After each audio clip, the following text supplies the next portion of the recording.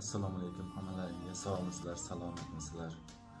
Agar kimdadir esida bo'lsa, bundan bir oylarcha oldin bir buxorolik Yulduz opa degan opani mana shu nimada chiqargandim. Ular yordam so'ragandi. Yulduz opani ko'krak saratoni bilan hastalangan ekan. Kecha menga bir noxush xabar yetib keldi. O'sha menga murojaat qilgan qo'shnilari bo'ladigan bir opamiz aytdilarki, kecha omonatlarini topshiribdi o'sha Yulduz opamiz.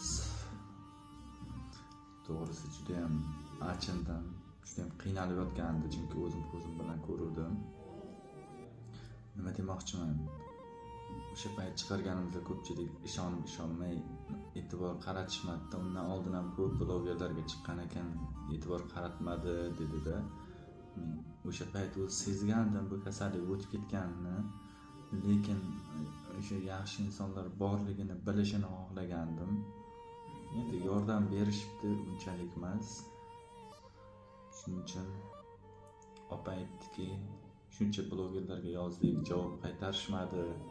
Siz bitta og'izdan yo'q demaganingiz uchun sizni duo qildi o'zi. Shaxsan o'zi duo qilardi. Shuni yetkazib qo'yay deb kecha yozgan ekan menga.